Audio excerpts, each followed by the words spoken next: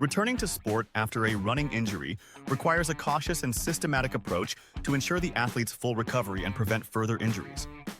Although each athlete's injury and recovery are different, a general step-by-step approach can help to develop and implement a plan for running injury recovery. After injury and before a rehabilitation plan with the intent to return to sport, the athlete must undergo a thorough medical assessment by a healthcare professional with expertise in sports medicine, preferably orthopedics. This assessment should evaluate the etiology and extent of the injury and provide general participation guidelines for the athlete. Once the site and severity of the injury is known, and the athlete has recovered and is ready to return to sport, the athlete should undergo a readiness assessment. These assessments vary in what they measure and can be customized. However, whichever scale an athletic trainer chooses to use, the scale should evaluate physical and psychological readiness, along with pain. While the specific aspects of a readiness scale can vary, scales should include perception of pain. Start with asking the athlete if there is any pain in or around the affected area. If pain is present, the athlete cannot return to sports. For an athlete to return to sports, he should report that during daily activities and targeted exercises, there is no pain. Pain indicates that the athlete must continue rehabilitation activities until pain subsides. Physical readiness. Physical readiness includes assessments that determine the affected joint range of motion, muscle strength, and flexibility. These tests also include an examination of cardiovascular preparedness and overall functional fitness. Range of motion, ROM. Assess the athlete's joint range of motion at the injured area. Achieve a full range of motion prior to returning to sport. Muscle strength.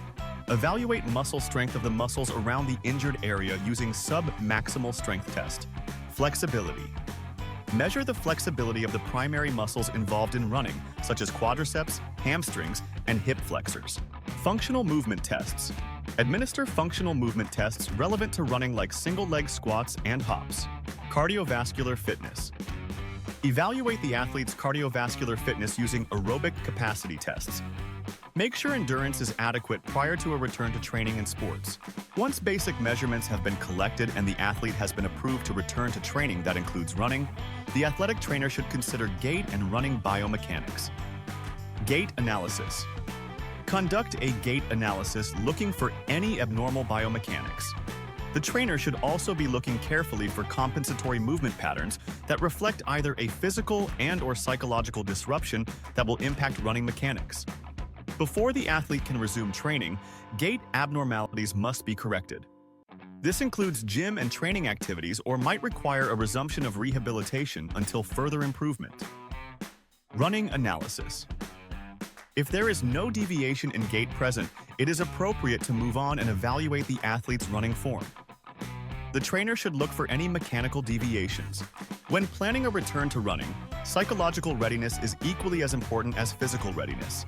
Before an athletic trainer begins a post-injury running process, he wants to ensure that the athlete is mentally prepared to do so. To determine psychological readiness, discuss the athlete's fear of re-injury, confidence in return to sport, and his or her motivation for doing so.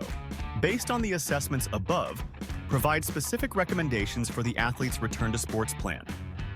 A good plan includes gradual progression, continuation of rehabilitation exercises in addition to gradual return to pre-injury training routines, ongoing monitoring, and reassessment. Progression. Implement a gradual and progressive program. Start with low-impact activities, such as walking or cycling, before introducing short-duration running at a low to moderate pace.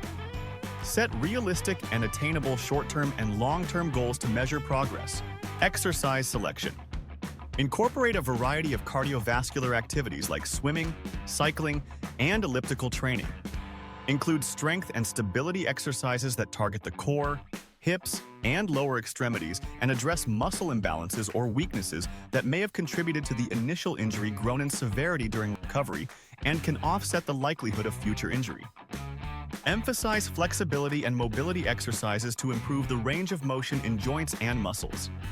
Finally, integrate sport-specific exercises that mimic the demands of sport-specific movements. Encourage athletes to pay close attention to their bodies during the return-to-sport process. Look for any pain or discomfort. If there are lingering symptoms, end training and consult with a healthcare professional. In addition to addressing ongoing concerns, the athletic trainer should plan scheduled reassessments to track progress and make any necessary adjustments to the return to sport plan. Maintain open communication with healthcare professionals throughout the process and use regular check-ins to adjust the plan. After returning to a full training and competition program, continue to monitor the athlete for any signs of overuse or recurrent injuries.